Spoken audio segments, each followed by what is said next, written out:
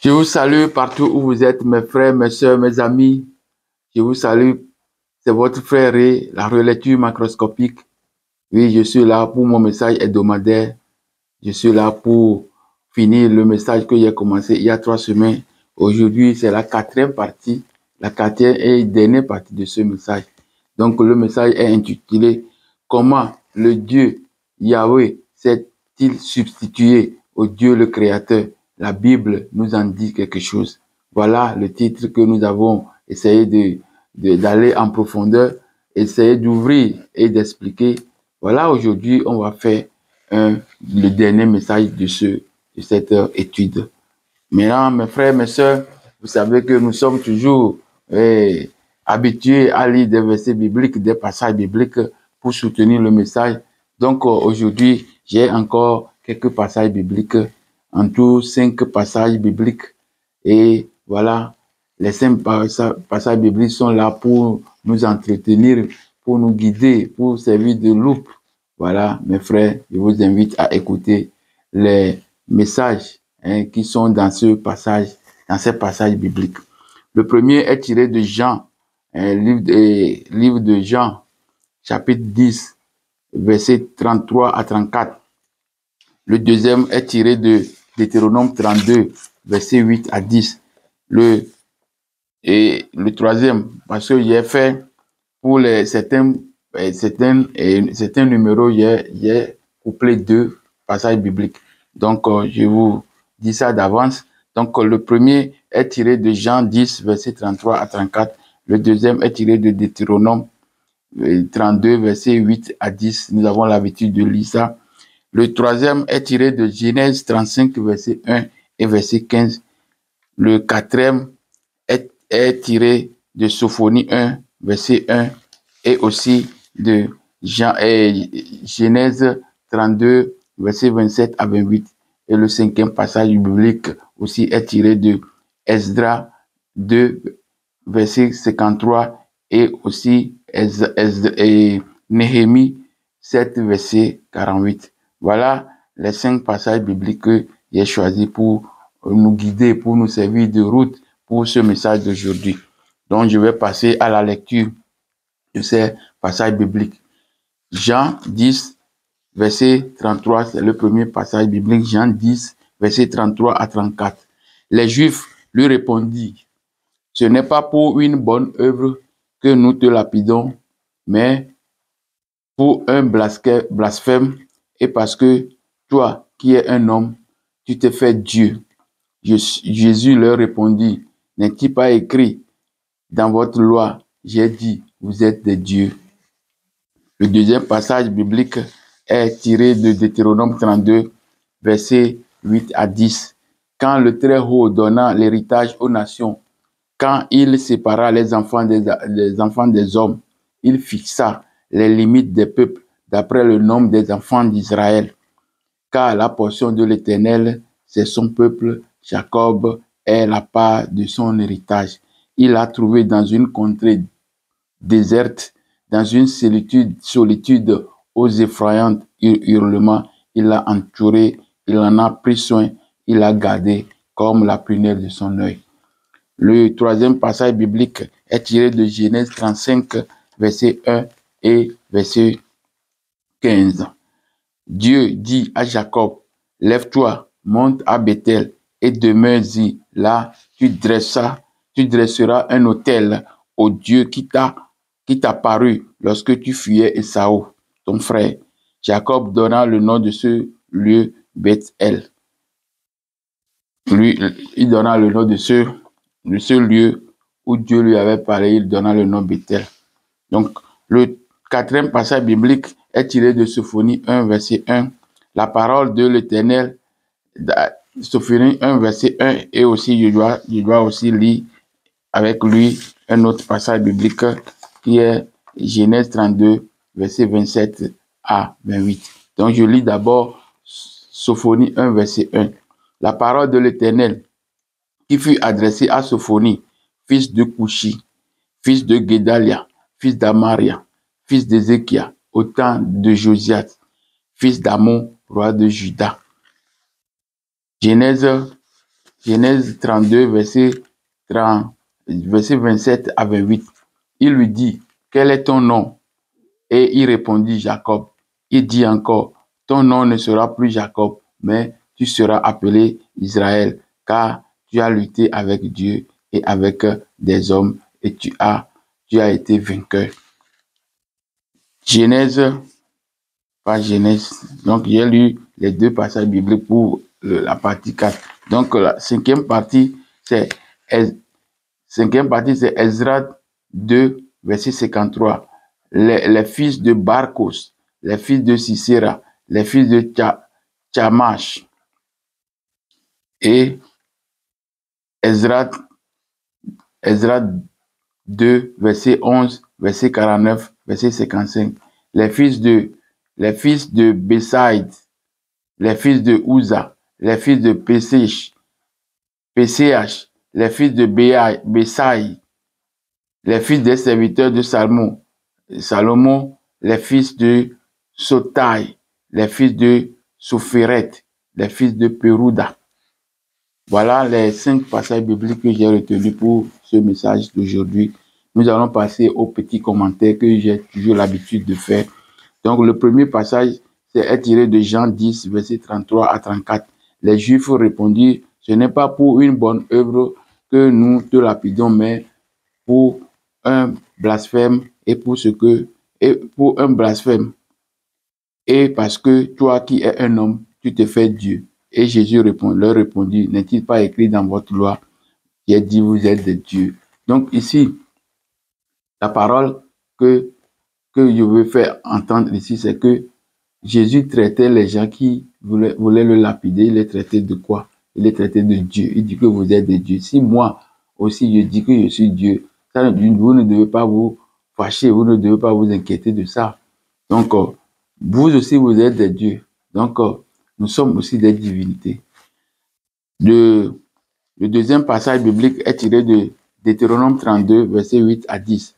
Quand le Très-Haut donna l'héritage aux nations, quand il sépara les enfants des hommes, il fixa les limites des peuples d'après le nombre des enfants d'Israël. J'ai toujours lu ce message et je vous ai dit, ici on dit que le Très-Haut donna l'héritage aux nations, donnant l'héritage à ses fils. Donc, quand il donna l'héritage, il a réservé un héritage pour Yahvé. Pour Yahvé. Et cet héritage, c'est Jacob. Donc, Jacob est la part de Yahvé. Et où il l'a trouvé? Il l'a trouvé dans une contrée déserte, dans une solitude, aux effroyables hurlements. Il l'a entouré, il en a pris soin, il l'a gardé comme prunelle de son œil. Donc, où on a trouvé cet héritage, où ils étaient dans le désert. Donc, le désert, nous connaissons déjà le Dieu du désert, ceux qui habitent dans le désert, ceux qui ont habité, ont traversé, ont fait du désert leur lieu d'habitation. On les connaît. Donc, j'ai fait déjà, les titres déjà passés, j'ai fait Sinaï, la face cachée du Sinaï, l'origine emblématique de tous les acteurs du monothéisme. Donc, j'ai fait ça et j'ai fait aussi Sinaï dévoile ses secrets. Vous voyez, donc, Sinaï, ici, c'est une zone désertique. Voilà, c'est une zone désertique. Donc, je vous ai déjà parlé et montré où se trouve Sinaï depuis. Donc, ce sont des choses que on a déjà fait antérieurement. Donc, je continue. Et le verset, le passage 3 plutôt, Genèse 32, verset 1 et verset 15. Dieu dit à Jacob, lève-toi, monte à Bethel et demeure-y. Là, tu dresseras un autel au Dieu qui t'a paru lorsque tu fuyais Ésaü, ton frère. Jacob donna le nom de Bethel au lieu où Dieu lui avait parlé.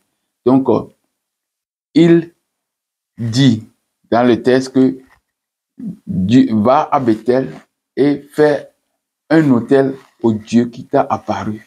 Donc, quand Dieu y avait dit à Jacob que d'aller à Bethel et faire un autel au Dieu qui t'est apparu, il ne parlait pas de lui-même. Il parlait d'un autre Dieu. Donc, ici, Yahvé parle déjà à Jacob que lui, d'aller même fait autel à un autre Dieu. Donc, quand nous disons que le Dieu est unique, tout ça là, donc c'est un verset qui nous montre que on est en face de deux divinités ici. Donc, la quatrième partie, le quatrième passage biblique est tiré de Sophonie 1, verset 1 et j'ai pris de Genèse 32 toujours, verset 27 à 28. Donc, qu'est-ce qu'on dit ici? La parole de l'Éternel s'est adressée à qui? À Sophonie. Et on nous dit que fils de Couchi. Nous connaissons déjà Couchi. Qui est Couchi? Couchi, c'est un enfant, le premier enfant de Cam. Donc, et le frère de Couchi est Misraïm, est l'Égypte. Et le troisième Pout et le quatrième est Cana. Donc, nous voyons ici qu'on nous dit que Sophonie, qui est censé être juif, est fils de Couchi. Donc, s'il est fils de Couchi, il est fils d'un noir. Vous comprenez? D'un noir africain. Parce que les Couchis sont les Africains. Et on nous dit qu'il est aussi fils de Gédalia, et il est aussi fils d'Amaria, il est aussi fils d'Ézéchias. Donc, tous ces gens-là sont des rois de Juda. Et on nous dit, au temps de Josia, et fils d'Amon. Donc, quand on parle d'Amon, nous savons que Amon, le seul Amon que nous connaissons, c'est Amora. Donc, on dit que fils d'Amon. Donc, c'est un nom théophore ici. Le fils d'Amon. Son père, est Amon. Donc, c'est un nom de l'Égypte antique. Donc, ça confirme toujours que ces gens-là sont des Égyptiens ou bien sont des Africains en partie, et largement. Voilà. Donc, roi de Juda, vous comprenez. Donc, tous les rois de Juda ici qu'on est en train de nous citer sont des Couchites. Donc, s'ils sont Couchites, ils sont africains. Donc, s'ils sont africains, ils doivent avoir des coutumes justes et coutumes africaines. Ils doivent avoir la religion ou bien la spiritualité africaine. Tout ce qu'ils doivent faire doit être en concordance avec le paradigme africain. Donc, je continue avec l'autre verset qui est à côté de ce verset. C'est Genèse 32, verset 28 à 27 à 28. Il dit, ici, on dit qu'il dit, c'est Jacob et c'est Dieu. Il demande, quel est ton nom? Et Jacob répond, quel est ton nom? Jacob répondit, bon, il répondit Jacob. Donc, il dit encore, ton nom ne sera plus Jacob, mais ton nom sera Israël. Donc, ici, le nom qu'on a donné à Jacob maintenant, c'est Yahvé qui a donné le nom. Il donne un nom qui n'est pas un nom théophore contenant le nom du Dieu qui parle. Vous comprenez? Donc, il a donné un nom d'Africain, ça. Donc, toutes les divinités qui sont ici sont des divinités kamites, c'est-à-dire Israël. Il veut dire Aïe. Aïe, c'est un pharaon, oui, un pharaon, un grand pharaon. C'est lui qui a sauvé tous ces troupes-là d'Akhenaton, qui ont créé le monothéisme. Donc, c'est lui seul qui a sauvé, qui a pu sauver ces gens-là. Donc, ces gens-là ont donné, déjà, ont accordé à ce pharaon, déjà, une place de Dieu. Donc, c'est pourquoi dans certaines Bibles, vous allez voir Adonai. Adonai veut dire Seigneur Aïe. Adon Aïe. Seigneur Aïe. Vous comprenez? Mais ils disent que c'est Adonai, ça veut dire les seigneurs. Même si on va dire Seigneur, comment on peut dire Seigneur, les seigneurs? Et pour un Dieu, les seigneurs, c'est pas possible. Donc, le nom même que Jacob a reçu de son Dieu est un nom d'Africain, c'est-à-dire Aïe, pharaon divinisé. Ça veut dire Ra, et ça veut dire fils ou bien fille, et Ra veut dire Dieu, c'est-à-dire veut dire Dieu soleil, et le L aussi c'est Dieu. Donc ça veut dire que Aïe, fils de Ra, Dieu. Comprenez? Donc c'est comme ça qu'on a donné, c'est le nom que Jacob a reçu. Donc il a reçu que le nom africain, le nom qui regorge des divinités africaines et cananéennes. Vous comprenez? Donc c'est ça. Donc la cinquième partie est tirée aussi de Esdra. La cinquième partie est tirée de Esdra. Donc Esdra 2, verset 53. Donc Ici, c'est quand ils sont retournés de l'exil, donc on a fait un dénombrement des gens. Et dans ce dénombrement, les Israélites sont encore appelés Barkos. Barkos veut dire quoi? Bar ou bien Gabarkos. Gabar veut dire puissant. Barkos veut dire puissant, puissant, kos. Donc, les fils de Barkos, les fils de Sisera, les fils de Tchamash. Sisera ici encore, c'est un roi, hein, c'est un roi de Canaan. Donc, il est aussi noir, vous comprenez? Donc, ce sont des enfants mélanodermes africains qui sont là dans les récits bibliques. Donc, Esdras 2, verset 11, verset 49, verset 55. Ici aussi, on nous donne des noms, les fils de Bebai. Bebai. Ça veut dire qu'on a mis le nom de Aï divinisé à côté de Beb.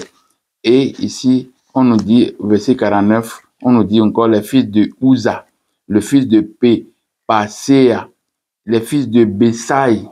Donc, ça veut dire Bes et Aï. Donc, on a divinisé Bes encore. Donc, c'est un autre théophore qu'on est en train de dire comme ça. Donc, le verset 55, fils des serviteurs de Salmon, les fils de Sotai. Sotai, c'est 7 Aï, Sotai, 7 Aï, c'est les enfants de Seth. Vous comprenez? Même en Égypte, des pharaons portaient le nom de Seth même. Vous comprenez? Donc, c'est pas un problème.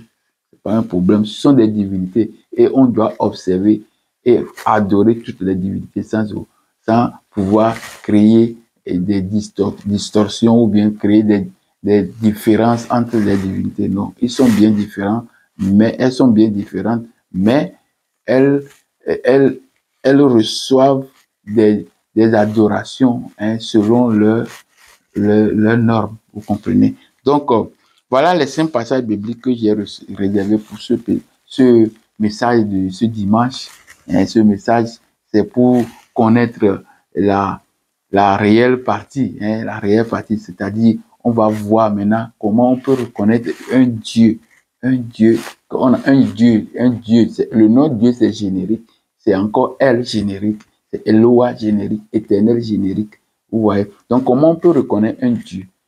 Et après, on va faire la conclusion. Voilà, c'est la partie que nous allons faire aujourd'hui qui sera la fin de ce message, hein, ce grand message que je vous ai proposé il y a 3 semaines. Aujourd'hui, c'est la 4e semaine. Donc, mes frères, mes sœurs, c'est un jour mémorable, un jour très, très illuminé, bien que nous sommes dans un peu, le temps est toujours très cool, mais nous sommes là comme d'habitude. Quel que soit le temps qui se présente à nous, nous sommes le temps. Donc, on doit faire tout avec le temps. Le temps aussi est une grande divinité et on fait un avec le temps. On ne peut pas sortir du temps. Le temps est à nous. Hein. On est entouré que du temps. Et le temps, c'est pour Dieu. Hein. L'invisible, le créateur invisible. Donc, mes frères, mes sœurs, mes aînés, aujourd'hui est la 4e partie et la fin de ce message.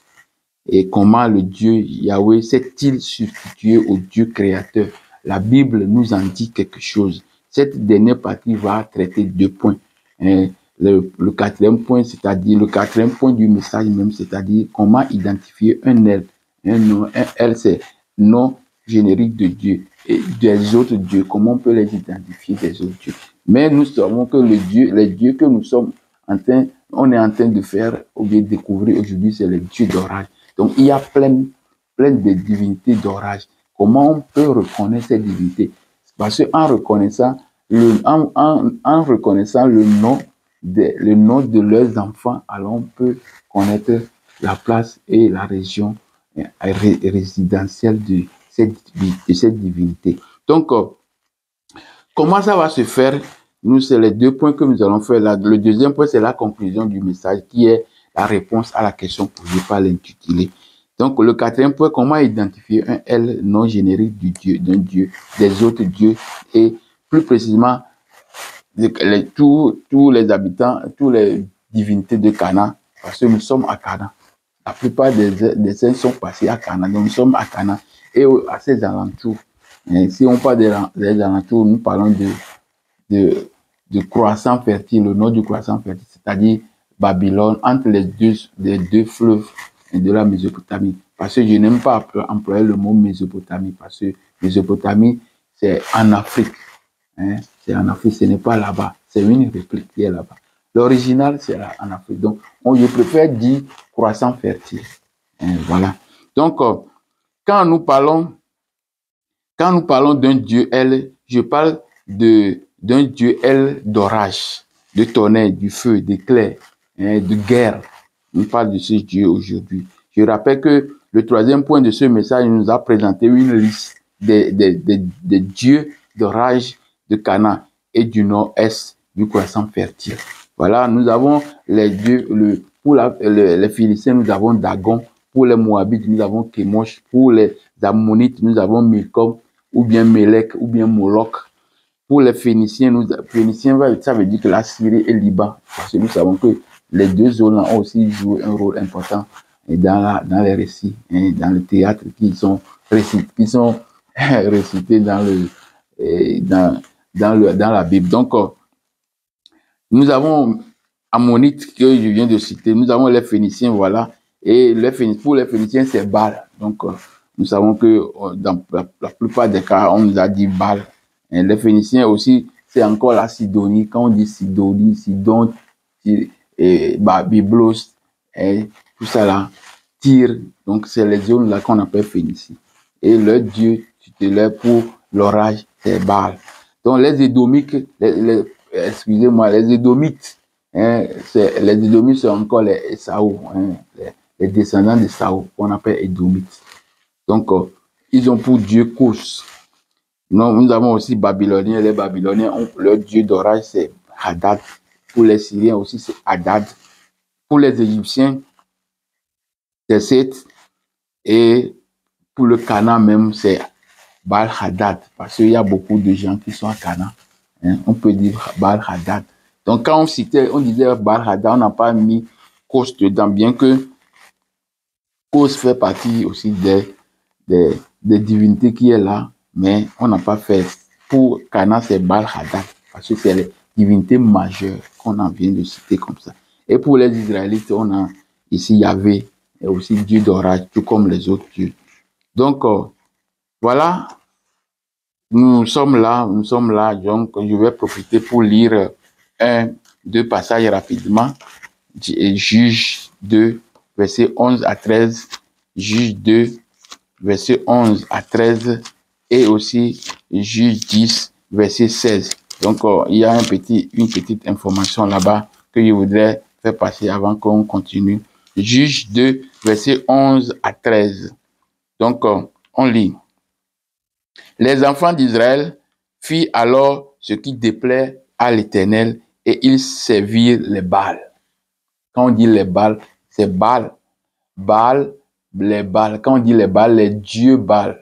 Vous voyez? Donc, on a mis S à la fin pour qu'on sache que c'est les Baals. Ce sont les dieux d'orage au pluriel.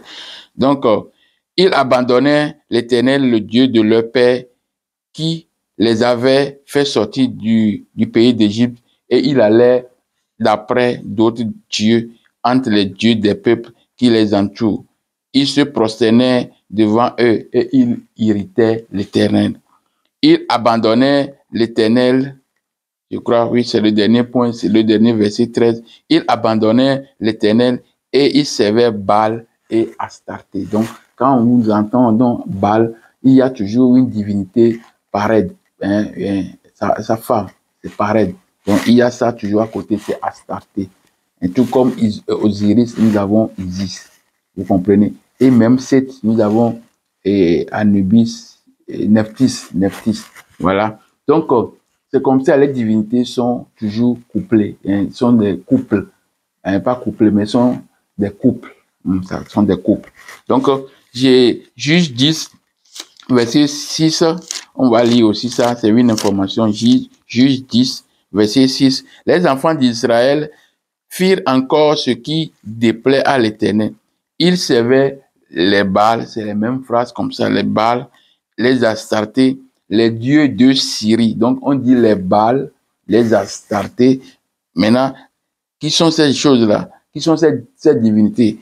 Donc on dit que les Baals, les Astartés, les dieux de Syrie, les dieux de Sidon, les dieux de Moab, les dieux des fils d'Ammon et les dieux des Philistins, et il abandonnait l'Éternel. Donc ici, ce passage nous dit maintenant que quand on parle de Baal et Astarté, on dit que ce sont les dieux des Syriens. Ça veut dire que, je viens de citer ici, Baal et Astarté, c'est le dieu des Syriens, les dieux des Sidon, les dieux de Moab, le dieu des fils d'Ammon, les dieux des Philistins. Même les Philistins, on dit que Baal et Astarté sont leurs dieux. Parce que c'est ça qu'on vient de dire ici. Hein.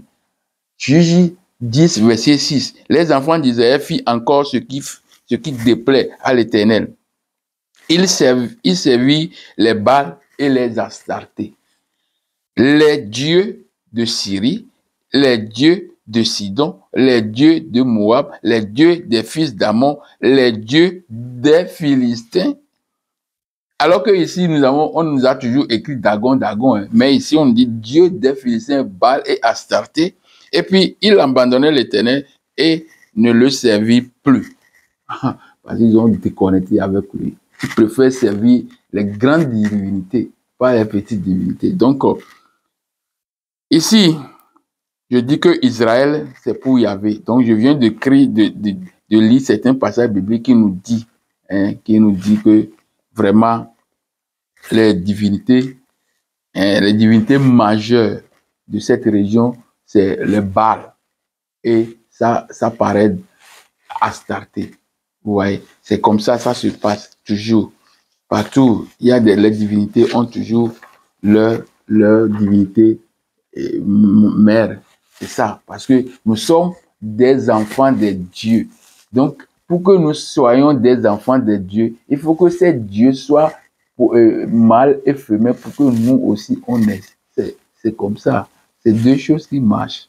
C'est pas une seule chose qu'on a dit que Yahvé est seul. Il n'a rien. C'est lui. Non, c'est faux. Il n'y a pas quelque chose comme ça. Donc on continue. Donc pour identifier un Dieu ou un elle, on l'identifie à travers un nom théophore. Donc je vous ai toujours parlé de ce terme théophore.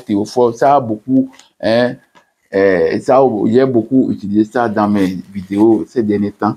Donc, je définis encore le théophore. Un nom théophore renseigne sur l'identité d'une divinité spécifique ou d'une croyance en une divinité, car il est composé d'un nom de Dieu ou divin, elle, ou bien Eloa, ou bien une entité, ou bien une déesse.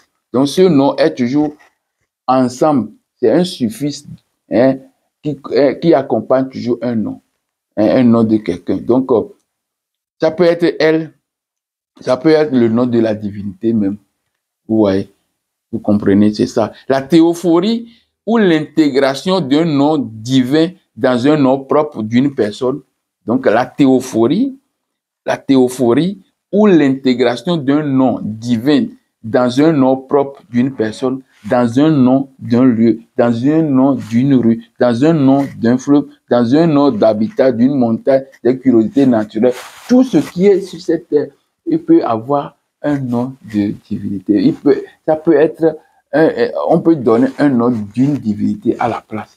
Vous comprenez, c'est comme ça. Quand on écoute le nom là, on sait directement qu'on parle de cet endroit, de cette région. Parce que chaque région, comme on lit dans Michée 4, verset 5, on nous dit, dans Michée 4, verset 5, on nous dit que, tandis que chaque peuple ou bien nation marche chacun au nom de son Dieu, nous marcherons au nom de l'Éternel. Donc ça veut dire que chaque peuple, chaque endroit est reconnu par le nom théophore. C'est le nom théophore qui permet, c'est un truc fondamental. Donc la religion chrétienne a fait tout pour détruire cette position-là. Hein, c'est pour détruire cette structure-là. Parce que c'est la structure-là qui montre que la personne est de telle région.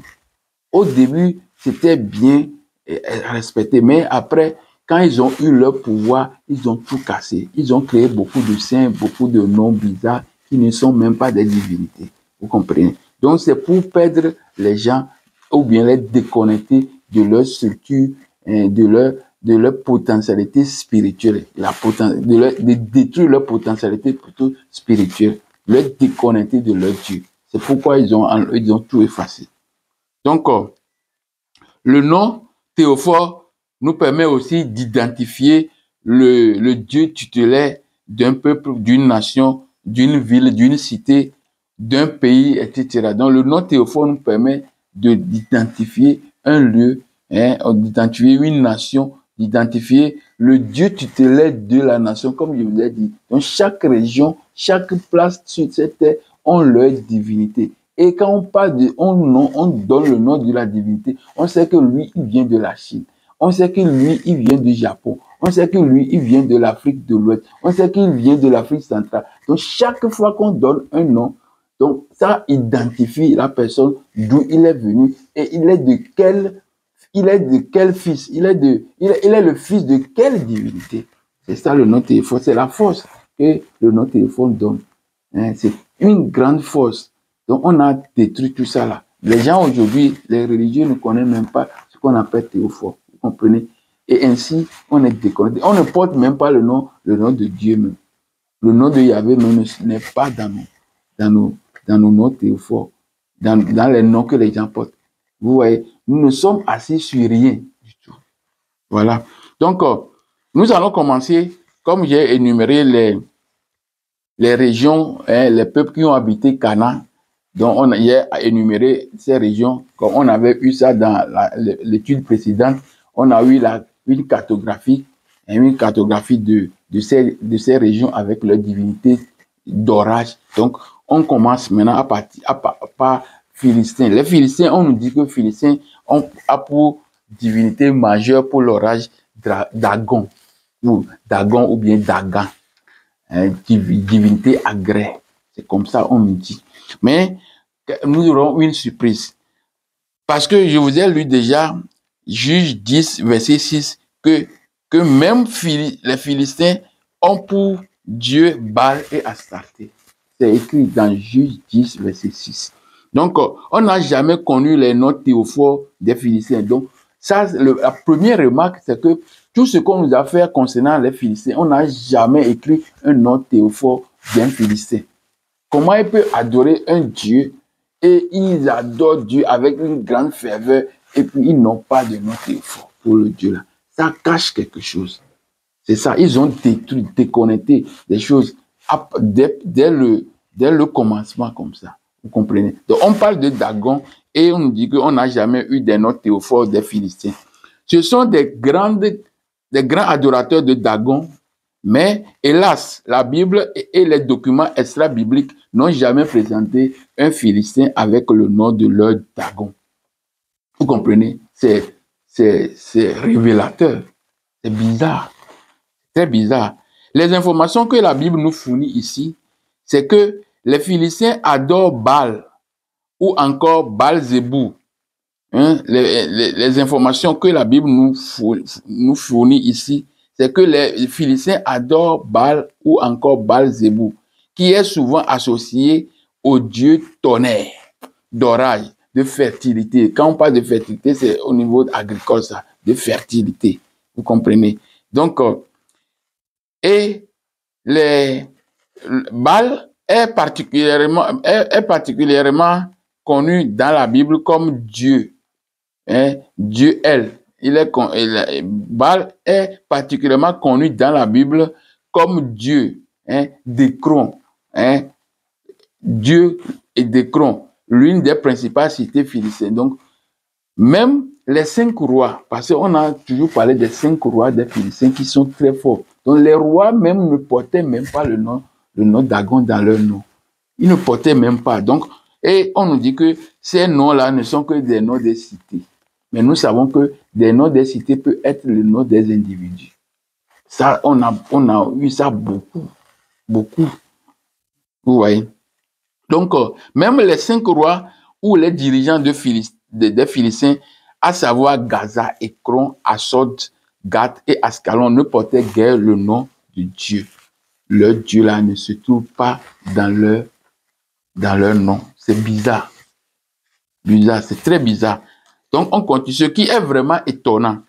Maintenant, pour les Philistins, on en finit. Donc, on va parler des Moabites. Donc, ça veut dire que, comme je parle de Philistins, on dit Dagon. Dagon, comme Dagon ne se trouve pas dans le nom théophore d'aucun individu des Philistins, ça veut dire que les gens là, non, leur Dieu n'est pas le Dieu tutélaire ou bien le Dieu d'orage de ce peuple des Philistins là n'est pas Dagon, mais il est Baal.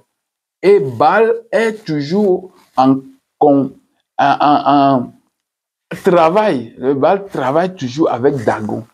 Donc maintenant, ils n'ont pas voulu donner le nom de Baal. Ils ont seulement dit Dagon. Mais si Dagon est réellement le dieu des Philistins, le Philistin doit porter le nom.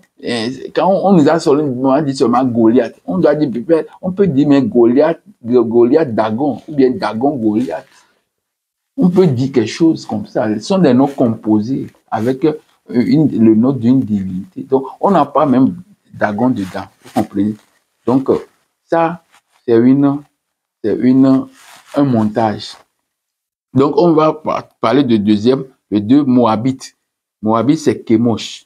Donc, pareil, pour les Moabites, eux aussi ne portaient guère le nom de leur Dieu.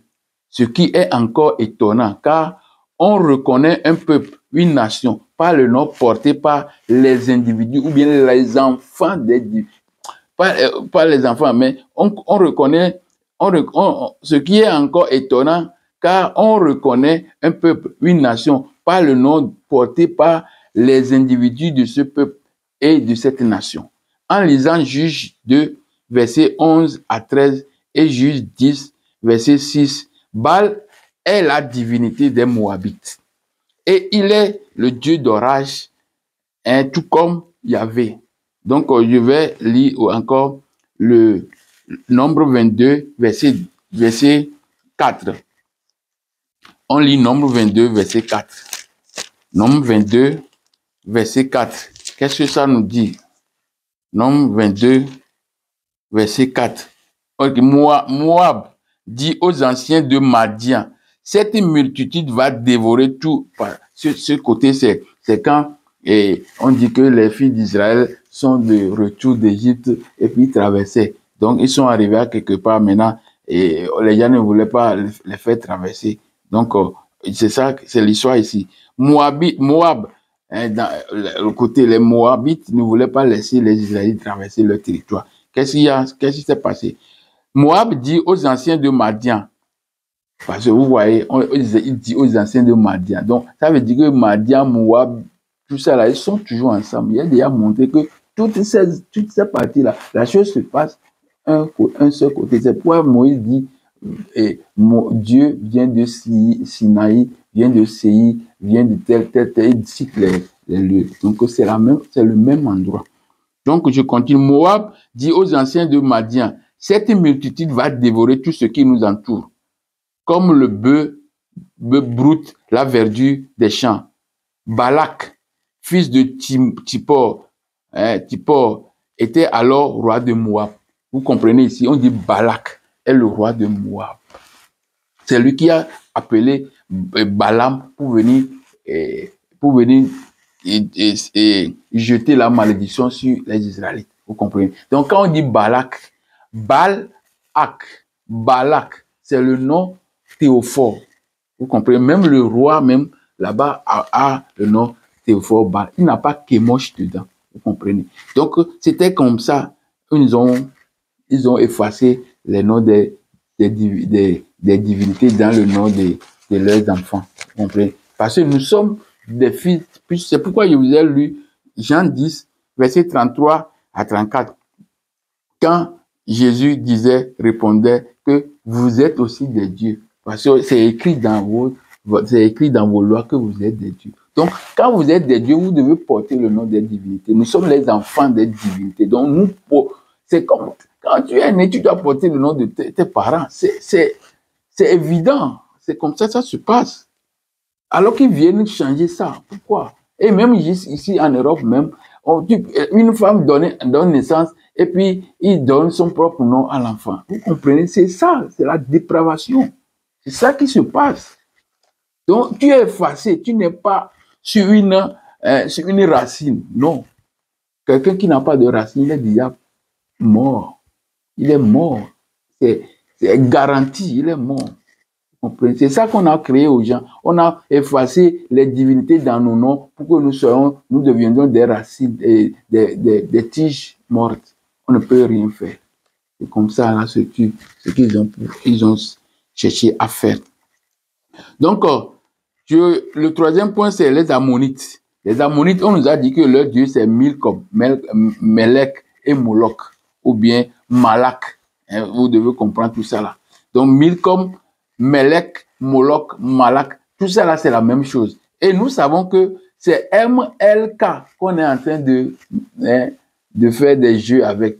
MLK, c'est-à-dire les consonnes, les trois consonnes, c'est ça le fondamental, le fondamental, c'est-à-dire les trois consonnes sont les bases du nom. Donc on met seulement quelques lettres et voyelles dedans pour donner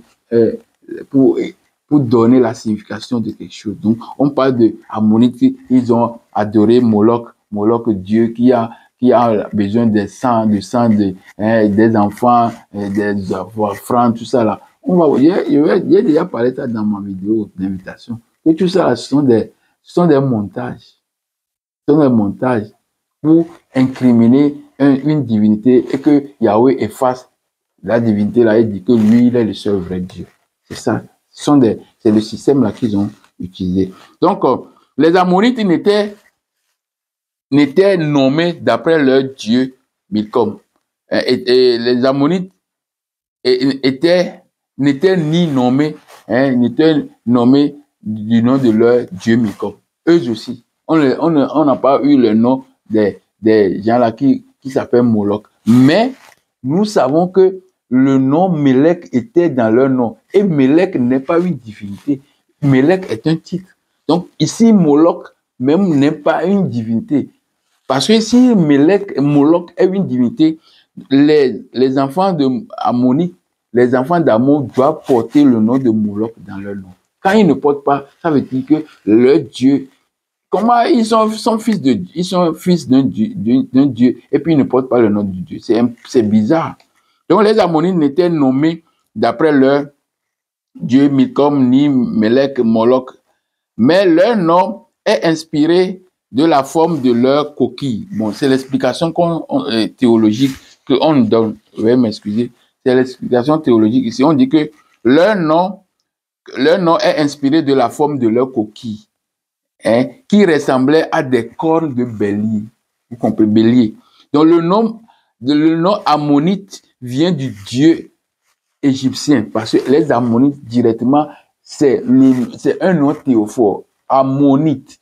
Les Ammonites. Donc, Dieu Ammon est dedans. Et Monite, c'est la coquille. Donc, la coquille, là, a une forme de corne de bélier. Donc, comme c'est une corne de bélier, c'est une divinité égyptienne qu'on appelle Amon-Ra. Donc, Dieu égyptien est hybride.